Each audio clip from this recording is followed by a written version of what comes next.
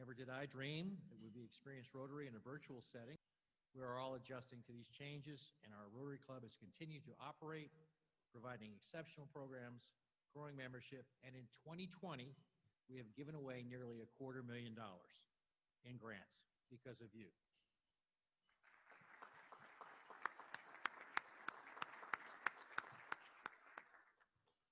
That's right, with the help of the District 6970 and the Jesse Ball DuPont Fund, we have given nearly $250,000 in grants to local nonprofits here in our community.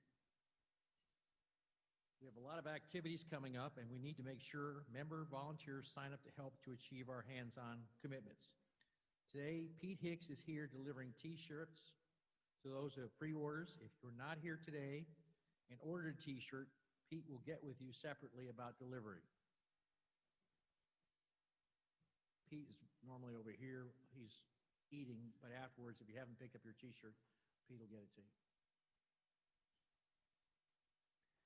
This year, the Salvation Army anticipates contributions will be down. So we have agreed to challenge our friends at Mennonach to participate.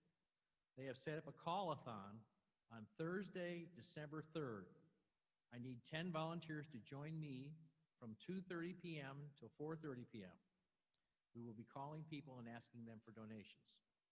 You know I love a good challenge, and we missed beating Mennonach in the October golf tournament, so this is our chance for the holiday season to beat them in raising money for the Salvation Army.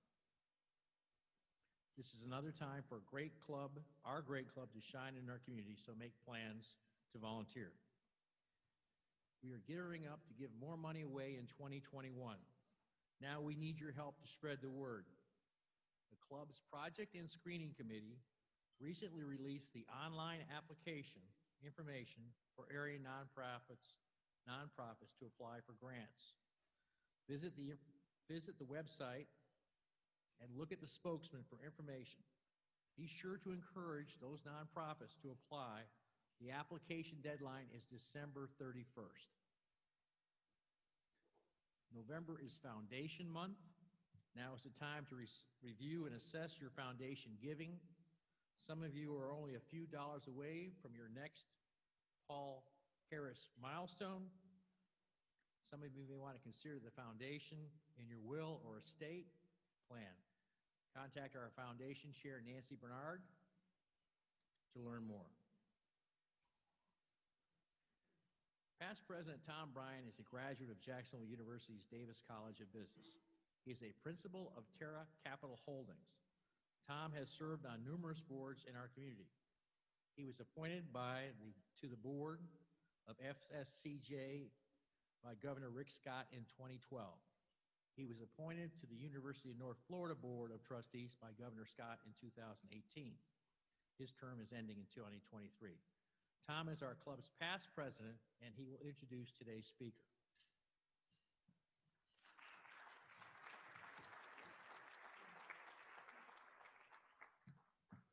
Thank you, President Jerry. It's so good to be back at the Omni.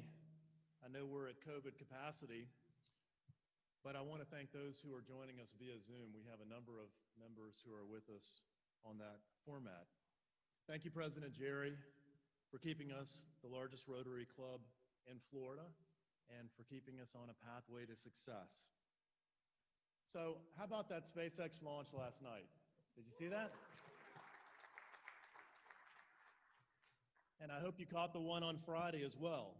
Wow, what a sight. My daughter took pictures off our back porch, and to watch that Atlas V go up was incredible. Don't forget, tonight, the astronauts are docking on the International Space Station, and you can catch it live on NASA's broadcast. I want to thank all of our guests here today. We have people representing both Cape Canaveral, Camden Spaceport, and Cecil Spaceport. We appreciate all of you. Steve Kwast is the President and Chief Global Officer for Genesis Systems, a company dedicated to solving global water scarcity. He's a retired 3-star Air Force Lieutenant General who has spent his life mastering the art of peaceful international affairs and national security strategies while being an operational F-15 Eagle strike fighter pilot. His parents were missionaries, and he grew up in a remote village of Africa. He's a graduate of the United States Air Force Academy with a degree in astronautical engineering. Yes, he's actually a rocket scientist. He has a master's degree in public policy from Harvard's Kennedy School of Government and was the university president for the Air Force Air University in Montgomery, Alabama. He's a decorated fighter pilot with extensive combat experience in every major operation since 1986. He has commanded forces at every level. Fighter pilots normally don't pick their own call sign. It's often created from either something special or heroic they achieved or something funny and embarrassing. In Steve's case, he earned his nickname because he was the very best in the U.S. Air Force's F-15E Strike Eagle community. He's a fierce competitor and routinely bested every other pilot in dogfights, tactics, and bombing runs. He always won. The nickname given to him as his U.S. Air Force call sign is Killer. I mentioned he grew up in a remote African village. It's speculated that he had to be a very fast runner to survive. He had to outrun lions and cheetahs and other top predators, or at least he had to be faster than the next slowest person. According to Killer's Air Force colleagues and our friend Jim Firth, while commander of the 455th Expeditionary Wing in Afghanistan, he reportedly challenged every U.S. Air Force personnel coming to Bagram to compete with him in a 1.5-mile race. He apparently never lost. Steve is widely recognized and respected for being extremely passionate about U.S. national defense. He's regarded as having extraordinary vision, great intelligence, and he possesses the ability to see around corners. He was a leading architect of the United States military's newest branch, the Space Force. He's a huge advocate for U.S. development of space exploration and advanced technologies to compete with other countries who are working to achieve superiority and control of the final frontier, space. He and his wife, Joni, recently moved to the great state of Florida and have 2 children. I give you a great patriot, a brilliant thinker, and I hope a future Rotarian, my friend, General Steve Kwast.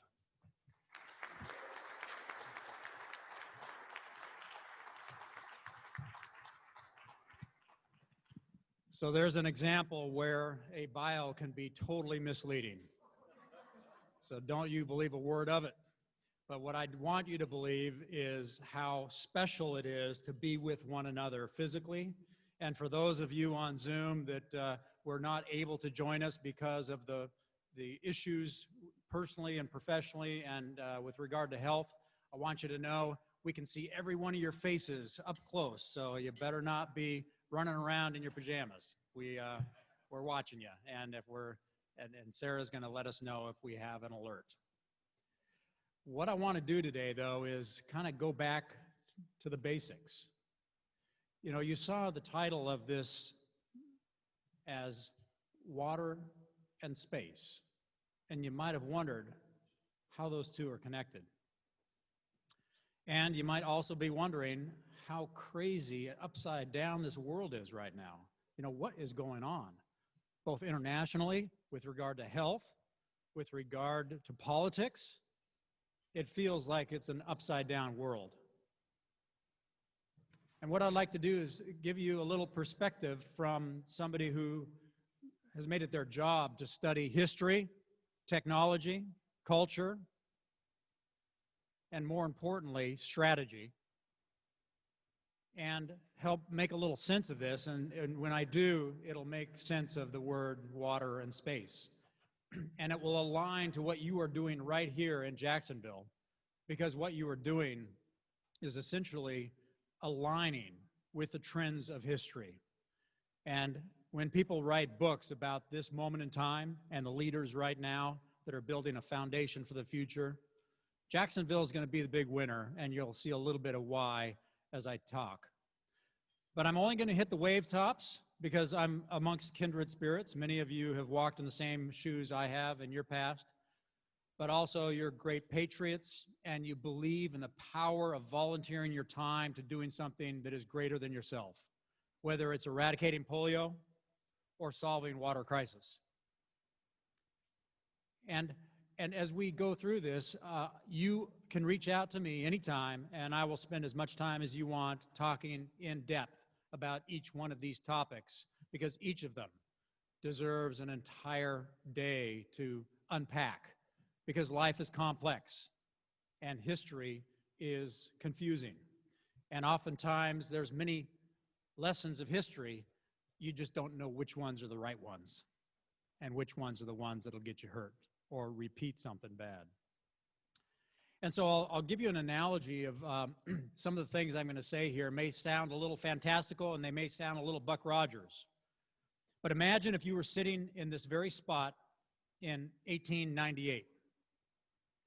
More than likely, you would be lighting your home with candles, heating your home with a potbelly stove, and riding a horse to whatever places you need to go as a form of transportation.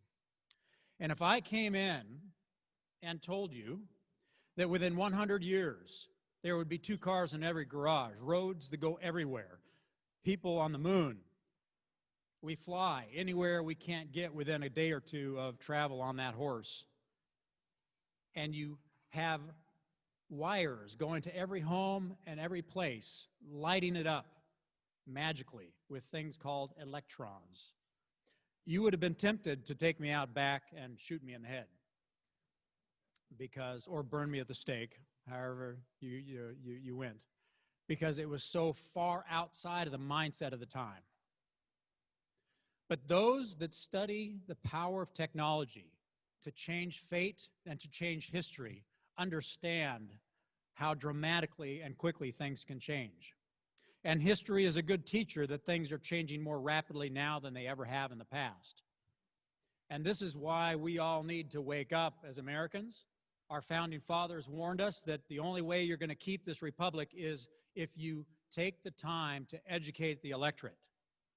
And educating the electorate is not just about teaching your children the values and beliefs that we hold true, that are enshrined in our Constitution and our free market, and the powerhouse of economic might and development that we have created, unique in the history of mankind.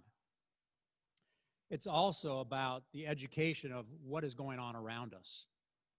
And so I will give you an example of what is going on around us right now internationally that should scare you, quite frankly. And I'm not here to scare you.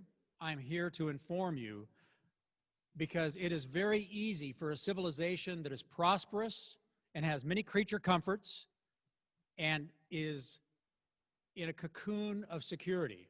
It's very easy to fall asleep and be content with squabbling amongst yourselves about petty political fights. That's what we do as human beings. We will use our energy to do something. And if there's not a grand vision that helps humanity and uplifts the human condition, then we'll fight about dead flies on the table. Or we tend to fight about something. And this is the hallmark of civilizations that are on the trash heap of history. They start fighting amongst themselves about things that are meaningless, and they miss the great competition that rises up that vanquishes their society. And for the last 30 years, that can be measured tangibly, China is rising. And they have a very simple strategy for those of us that study technology and that study their doctrine, their speeches, and their organizations and their structures and their politics. And that strategy is to recover from the century of humiliation where the Western world destroyed their culture, their hero system, and their economy through opium. It put their society to sleep. And the society that had been the greatest inventors of just about everything that made the industrial age great was about ready to fall into the sleep of history and not recover. But they have recovered. And Western civilization is in their crosshairs.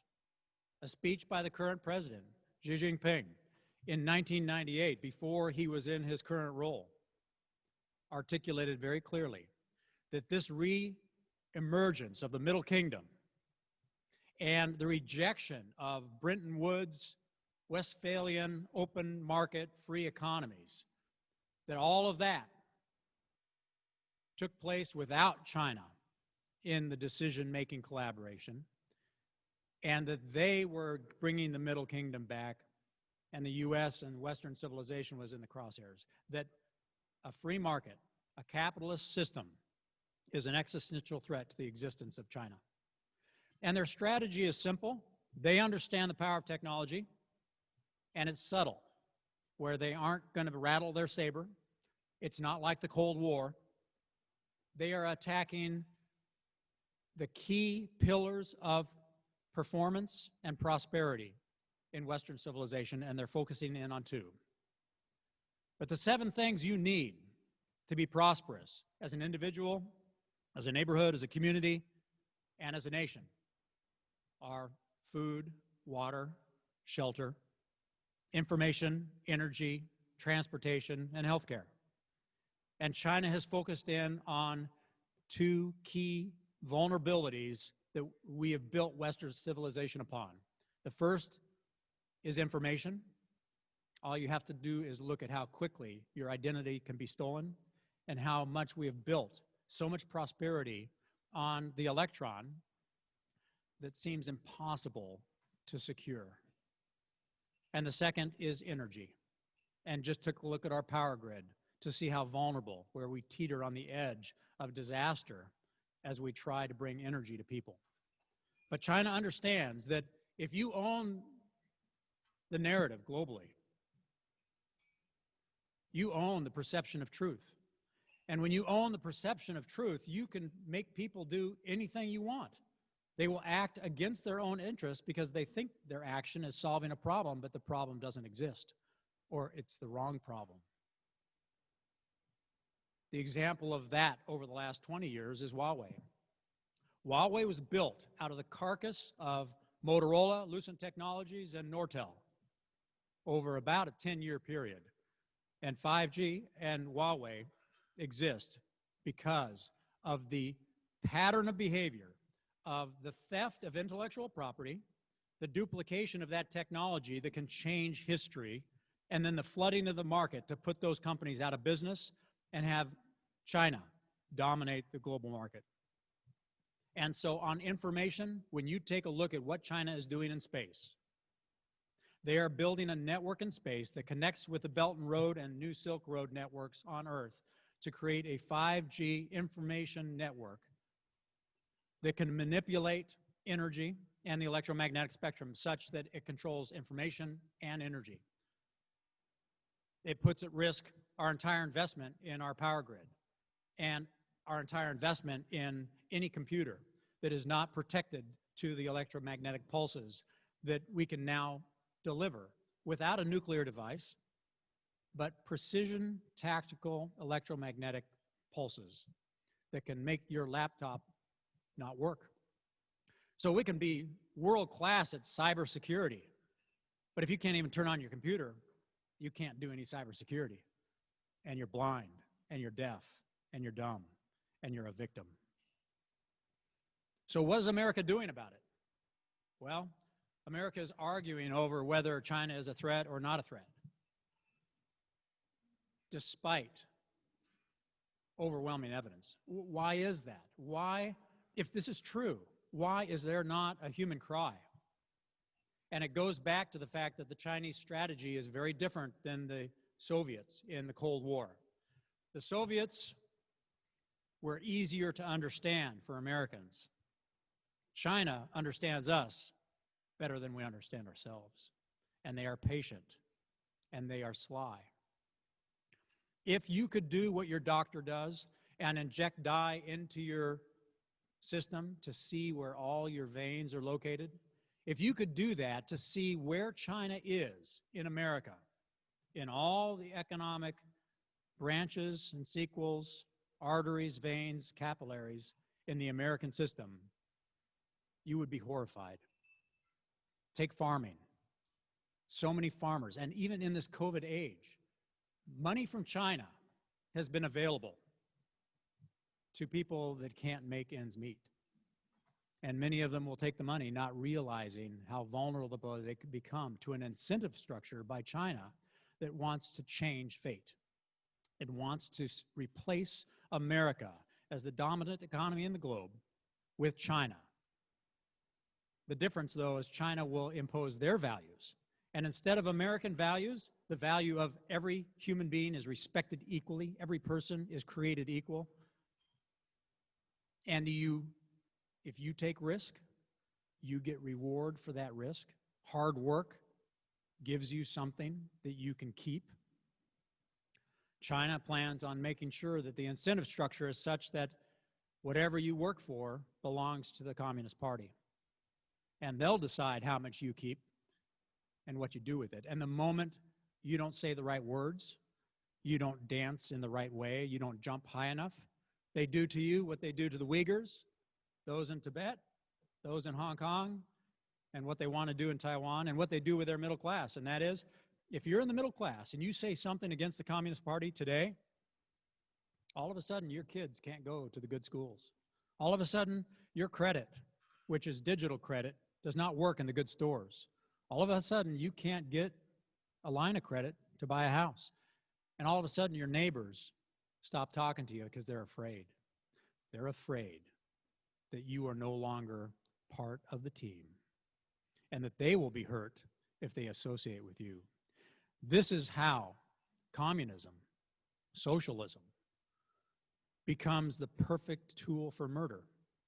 And we've seen it play out, whether it's in Germany, in the Soviet Union, in Venezuela. History is very clear on this point. Yet human nature has this sense of being pure and perfect. If we're just nice to other people, they should be nice to us. And if we were all angels, that would be a perfect form of governance.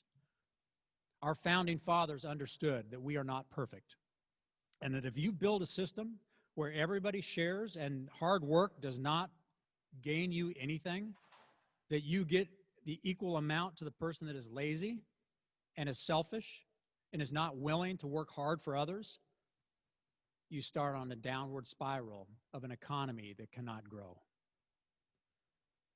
So our response to this Chinese strategy of arguing amongst ourselves and really making almost no progress with regard to resilient living is a real threat to our national security. And every American needs to start learning and understanding what is going on so that we can keep our republic. It is an extraordinary time we live in, but it is also extraordinarily joyful, and here's why. Because just as China is trying to employ technology in the information domain, the energy domain, the water domain, all of these domains that we talked about, the 7 pillars of prosperity, even though they are trying to dominate the market in those areas, America and the open market, the free economy, is so powerfully creative and innovative that we can turn technology into things that solve human problems. And so Tom introduced me as the president of Genesis Systems. That's a company that has designed a way of having perpetual space travel using water as the element that is constantly there. Just like Mother Earth is a spaceship that has been traveling in space since the beginning of its creation, water has been the central element of that life. And the beautiful thing about space technology is it applies to the Earth as well. So while we're waiting for hundreds and thousands of people to travel tens and hundreds of years to different places in the universe, this technology solves a human problem where we can make a water generation machine that you can place out in the middle of the desert, and with solar power only, which is the power you have out in space, with solar power only, you can create water at volume for anybody that you make the machine for. The bigger the machine, the more water you can make. There is a way technology can change fate. And here's what America needs to do. If this coronavirus experience teaches us anything, it is that our supply chains are very long and they are vulnerable. If you were eating grapefruit, I'll use grapefruit because, you know, grapefruit is pretty easygoing and won't be mad at me. But if you were eating a grapefruit right now, that grapefruit on average would have had to have traveled 1,200 miles to get to you. Now, in Florida, that's maybe a little different. But if you live in Kansas, I guarantee you, 1,200 miles is the average it would travel. Your water. Many people, that water travels 700 miles to get to them by the time it goes through all the places it needs to go to make sure it's good. And so people will say, well, why are you making this water machine? You know, there's plenty of water. Well, in America, you may feel like there's plenty of water because you turn on the faucet. But if you grew up like me in an African tribe, the entire morning was spent finding potable water before we could do anything else. And if the tribe upstream was mad at us, they could stop the stream or poison the stream, and we were victims. They could weaponize water. And this is what happens with tyrants and despots. They weaponize utilities for people. So when I talk about what America can do to kind of start fighting against China's strategy so that China is not the dominant economy, because a dominant economy has dominant national security and a dominant military, and then they can impose their will and their values and their beliefs. The way America can start growing into a resilient society is doing two things. One, investing in technologies that reinvent the utilities that make people prosperous and safe and healthy. Those 7 pillars of prosperity. The second is put those things in the hands of people, the power to the people. Right now, you're dependent on the government for your water. You're dependent on the government or private companies or combinations thereof for your energy. You are reliant on the government for your transportation, or at least the roadways. You are reliant on so many things that are centralized, and the chain of supply and the chain of custody is vulnerable to attack. And we aren't living in a world where Germany is over there or Japan is over there. We are living in a world where we want to keep our open society and the enemy can be within. And with space, and this is where space and water come in. With space, China is building a network that can deliver energy through beamed energy. And this is where it may sound like Buck Rogers, okay? But Tesla, when he was first proposing alternating current, was talking about beamed energy as the method for doing it. He didn't want to use power lines. He wanted to use beamed energy because he knew beamed energy can be safe for humans, as safe as an FM, AM radio, safer than even the sun is with regard to radiation. Yet we went a different way. We went DC and Edison, and with AC and DC now, we still live with an architecture, with a technology where it's dangerous. You don't plug your finger into the socket in the wall and you put little blocks there for your kids because it'll kill you. Doesn't have to be that way. We've been living with that for a long time. It's inefficient. Look at all the heat that is escaping into the environment because of our transformers that can't let you just use energy in sips like you would prefer. It is expensive. And it is expensive not just in money you have to pay for your energy, but in the opportunity cost and the pollution, the fossil fuel. So for so many reasons, technology can change these 7 pillars of prosperity if we're willing to open our mind. So today, just like in 1889, where you were lighting your home with a candle, you were heating your home with a potbelly stove, and you were using a horse to transport yourself, today you use electricity to light and heat and cool your home. You use cars and planes and rockets to transport. And here is what's coming to a theater near you. What is coming your way is a new portal for transportation, and it's called space. So the visionaries that build spaceports and starports will be like those that build the great ports of our current world, the Panama Canals, the Suez Canals, the Straits of Malacca, the shipbuilding industry, transportation, where you can get anywhere in the world in less than an hour and be back home for dinner. And it's as cheap as taking an airline ride from here to New York City. That is going to happen faster, and it's going to happen with more guarantee than those prophets in 1889 that told you within 100 years somebody was going to be on the moon and you're going to have two cars in every garage. So here's what it means for Americans, and then we'll open it up for some questions, and including the Zoom. Everything is political. We know that, because politics is nothing more than taking our beliefs and our values and translating them into policy, the rules of the road that help us all work together to do something great. So you are already doing great things because you are building spaceports here in this community. The Rotary Club is moving from eradicating polio, which you have accomplished, to eradicating water scarcity, where 6,000 people today will die because of a lack of water. 5,000 of them are children. 50% of the illness in the world is as a result of a lack of clean water to drink and fresh water to clean. As you move to eradicate that, think about the fact that that is foundational to uplifting the human condition with technology. You are on the right path.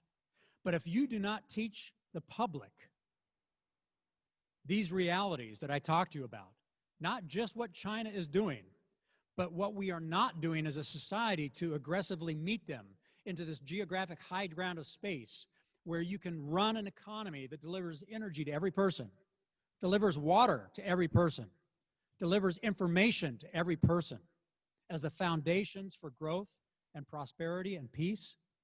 If America is not there with China, China will be the one delivering water, energy, food, and information to all of humanity. And they will be able to propagate a lie. Thankfully, they're not there yet. 2049 is their date. 2049, the 100-year anniversary of the beginning of their Communist Party. And if America is not there with them, there will be nothing we can do, because they are already in our system, and it's through money, following the money. My company, Genesis Systems, China has tried to buy it 9 times in the last 8 months through COVID, because we need money, but we do not take their money. Because here's what they do in the fine print.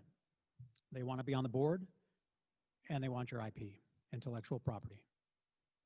And when you give it to them, they steal it, they duplicate it with their workforce in China, they flood the markets. But they are in our SCADA systems. You take a look at any nuclear power plant, and the panel on that plant has Chinese SCADA systems and chips with backdoors. They have no way of turning it back on. If that power plant shuts down, there is no way of manually restarting that plant. So it's ripe for blackmail. And if you can't restart the plant, those spent nuclear rods go high order, and that radiation kills. We are sitting on a time bomb in so many sectors of our country. Look at the energy sector. They're buying up land and wind farms and solar farms. They own the solar panel industry. They own the drone industry. They own the circuit industry. They own the artificial intelligence, the quantum, the facial recognition industries. They don't own them just because they want to be rich and powerful economically.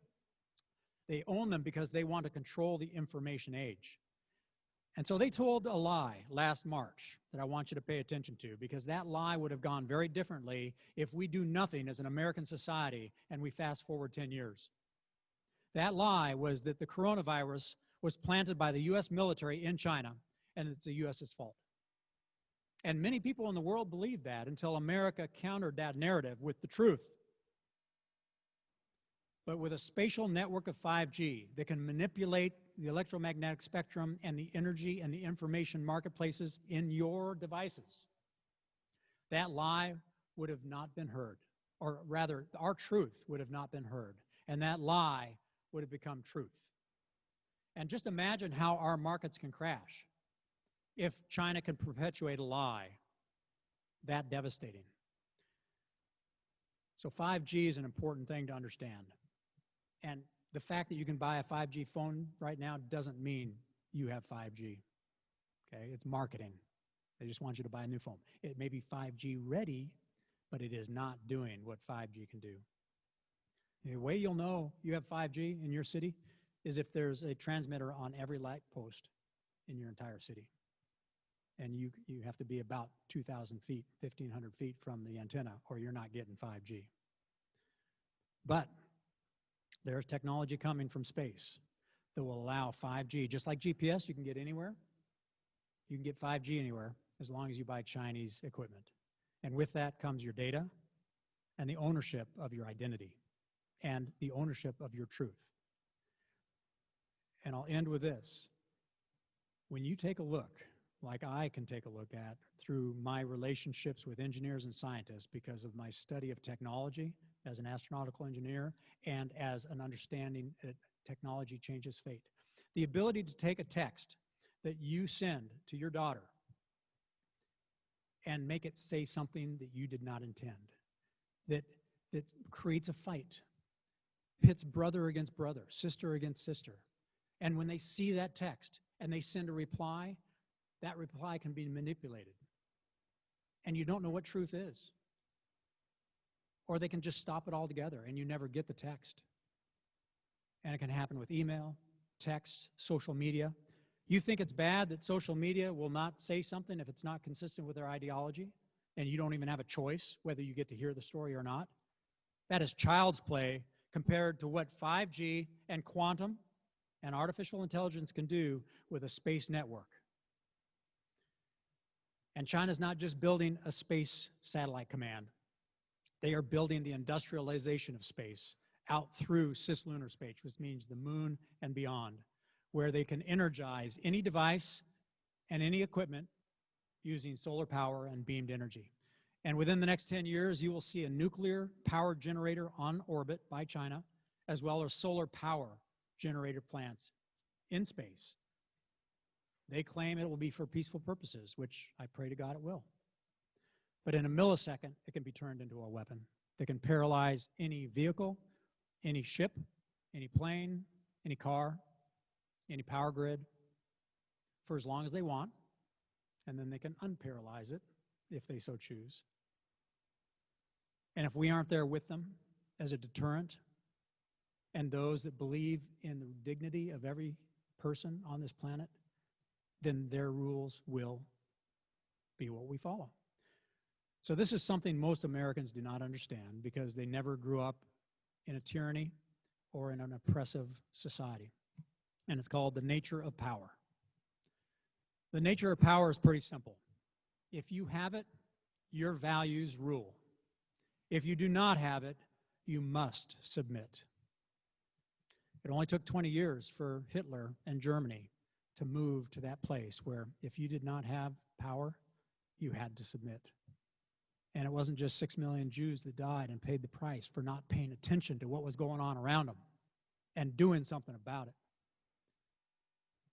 We are at that same juncture right now with China and America. And you can't get a professor at a university to write about it because the university boards have Chinese money.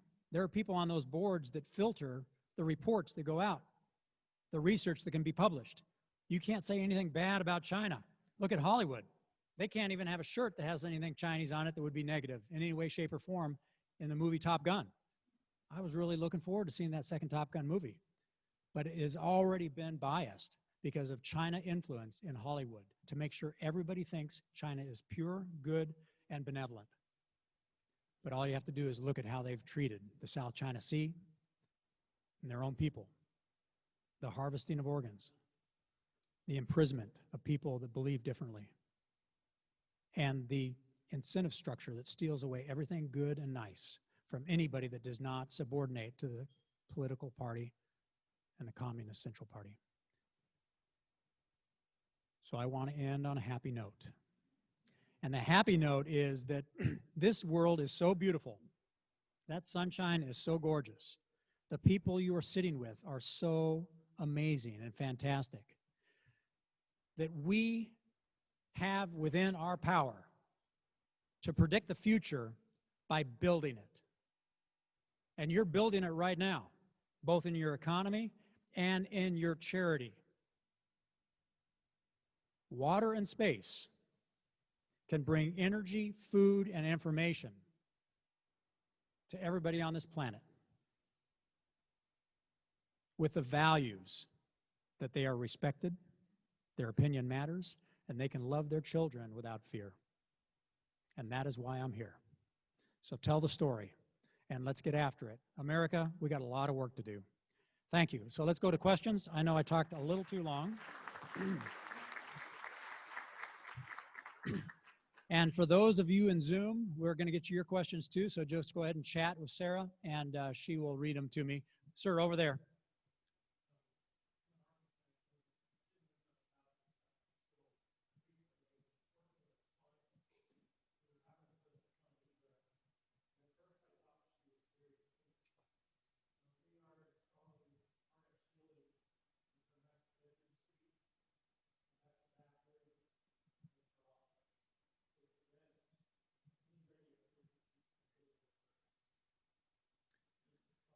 Yeah, so and that's good that she's doing that, but the problem is the way, the question is, he did not think it was real until he met somebody that was building essentially a radiation shield around her home so that she was not susceptible to the electromagnetic potential weapons. And it's not just weapons that could do this. If the sun had an event that was facing Mother Earth, the last one that was facing Mother Earth was 1859, and the telegraphs around our country, because that was really the only form of technology that was communication, they were all melted. Not just the wire, the actual tapper for the metal tappers, those hard tappers were fused, welded shut because of the sun. One of those happened in 2012. Luckily, it happened when the side of the sun was away from the Earth, and we did not get that. But the odds are 22% per decade that one of those will hit the Earth. So she's right in trying to defend herself, but we're so interconnected, if we don't defend everything, one person is an island, and we are a village. The good news is, when I was the commander of the Air Education and Training Command for the Air Force, we started a project in San Antonio to prove to different municipalities that you could affordably make your power grid and your information grids resilient to electromagnetic attack, and you could build 5G that was resilient to Chinese infusion. And that just became a White House hallmark. $60 million just got put into it by Department of Energy, Department of Homeland Security, Department of Defense, to prove out. And so we've done it with a circuit on the base and in the community to prove it in a small set so that people can start taking advantage of all these inventions that make it affordable to bring technology into your life and not worry about an adversary stealing it away. So thanks for the comment. Yes, sir, over here.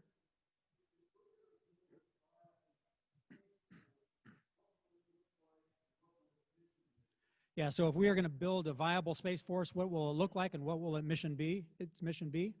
It will look more like a Navy than it will an Air Force, I guarantee you that. And the reason is because the Space Force is going to need to do things that the Merchant Marine, the Coast Guard, and the Navy do right now.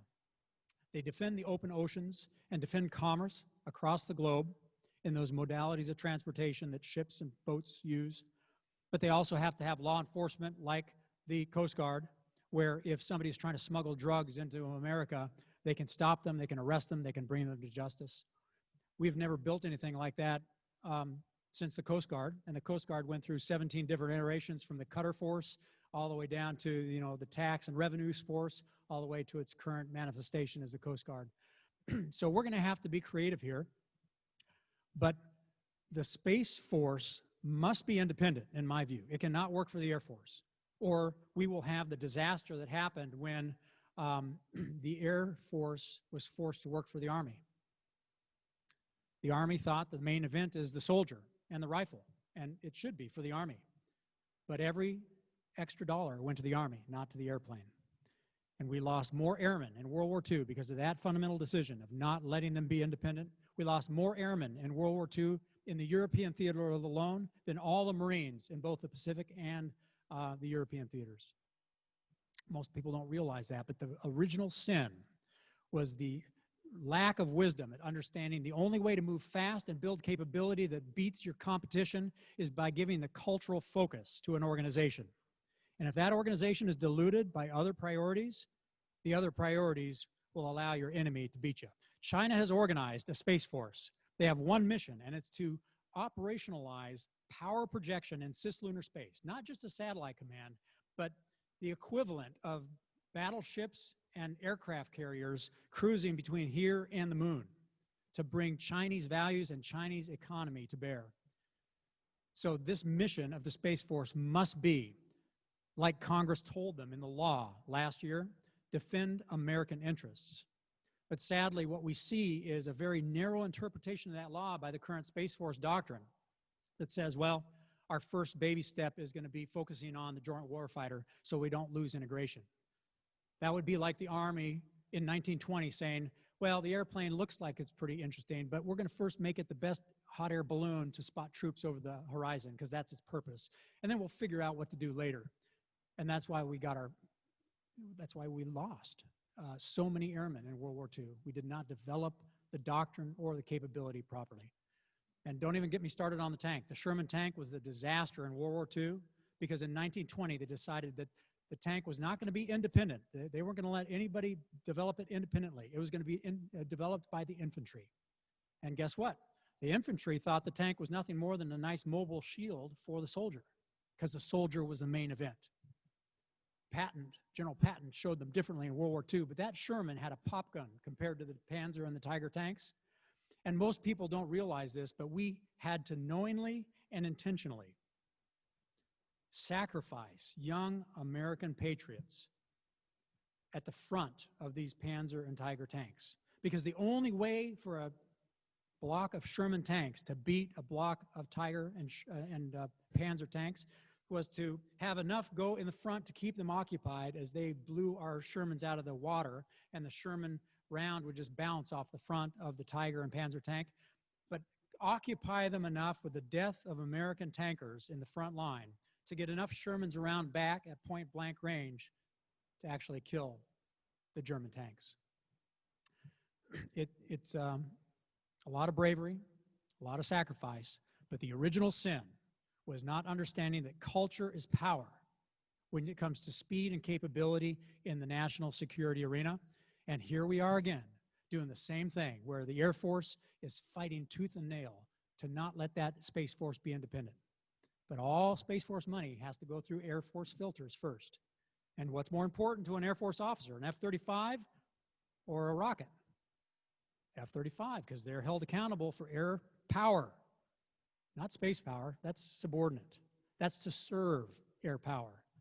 It's just not true. China's not building that. So we're spending a lot of money on what I call the Maginot Line, on dead men walking. Because a fleet of F-35s, a carrier battle group, a ship full of troops, they can't even get within 400 miles of China because of the weapons China's building in space, hypersonic weapons in space and air. And it's a real problem. So that's what we need, a Space Force that is independent and a mission that is cislunar, defending the commerce of the open oceans of space. And that's a nautical mindset, not an airman mindset. Okay, Sarah.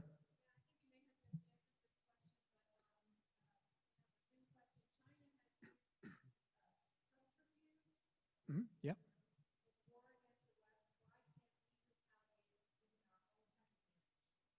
Right. So the question is, China has engaged in subterfuge as part of their strategy. Why can America not counter with technology? And this comes down to the fact that we can counter with technology, but you have to have the right mission, the right organization, and the right leaders that understand what's going on. And here's an example in history. France, after World War I and the trauma of trench warfare, France learned what they thought were the right lessons of history, and they started building this Maginot Line, this wall, okay? And they could see Germany building Blitzkrieg, the technology that was going to do it a different way with maneuver and speed. But they were like, well, we'll get to that, but first we're going to finish our wall, because the wall is going to prevent trench warfare. bigger guns, more accurate guns, longer wall, fatter wall, taller wall. And Paris fell in 3 weeks. What we are doing is we are ignoring what China is building because they're not trying to build better satellites. They're building a different strategy to paralyze energy and information in everything we're building. And we're saying, well, let's first finish building our F-35s, our KC-46s, our B-2 bombers. Let's first build more carrier battle groups and more tanks and have more troops in more places in the South Pacific. And then we'll get after this stuff that China's doing in between the orbits and the moon.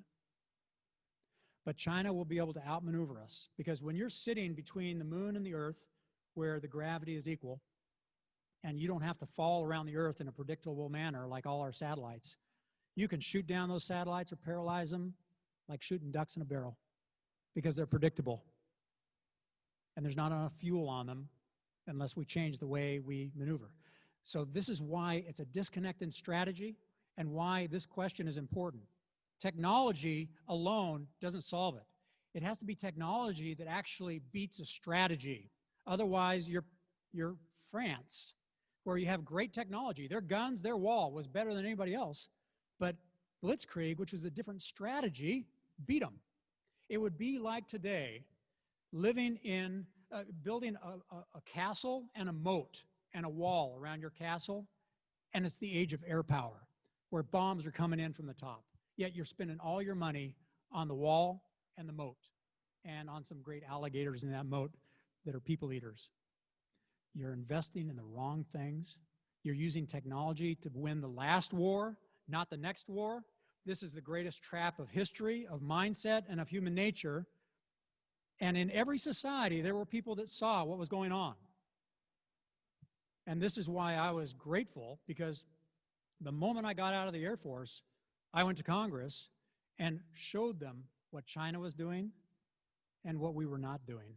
And that is why we have a Space Force. That is why we had bipartisan support for a Space Force, even in the midst of an impeachment. With such such polarization of politics, it's because Congress got to see behind the curtain. But America hasn't seen that. Our media has Chinese money. They won't tell the story. Higher education won't tell the story because they have such Chinese money, from the Confucius Centers to the people on their board of directors. The information war in media, big tech, and universities is something we really have to map. And if leaders are not mapping the money, Chinese money is going to find its way in, and it already has. Okay, let's take one more question. Yeah, one question. Okay, and I'll make the answer short.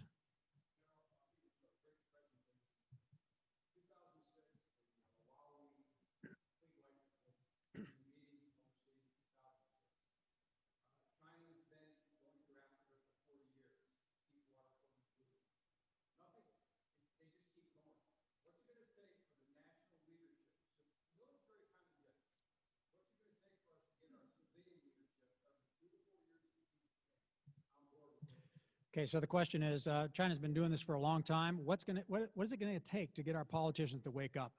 And that's why I said the American people. You know, politicians are a funny breed. They only act when there's pressure to change. They will not change the status quo if they don't have to. Why? Because they upset the electorate.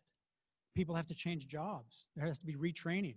You build a spaceport and manufacturing for space, that's different than building railroads and cars or whatever it is that we're building today. So this is why the American people have got to get their head in the game, and why our founding fathers said, you will not keep your republic unless you have an educated electorate. Yet when we get comfortable, human nature is such that I get up in the morning, I have my cup of coffee, I go to work, I go home, have a beer, go to bed, rinse and repeat, and a weekend on the lake. That is comfortable. Creature comforts. America has to wake up and start studying for itself, learning on its own, and navigating the fact that China has already biased our information systems, so it's hard to get truth. So we've got to dig ourselves out of this ditch. And that's why politicians haven't changed. There's not enough political pressure for them to do something different, because the American people have not spoken and said, enough.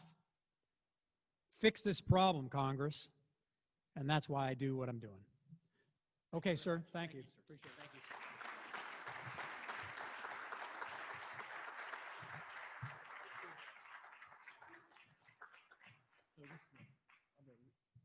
Rotary has made a promise to the children of the world to eradicate polio from the face of the earth. Because of Rotary's work, new cases of disease have been reduced by 99.9% worldwide, and over 2.5 billion children have been inoculated. We're going to inoculate 20 children on your behalf. Thank you very much for speaking to us. Thank you, sir. Very kind. And so let's eradicate water scarcity, because the technology is there. It's just a matter of getting it to the kids that need it. Thank you.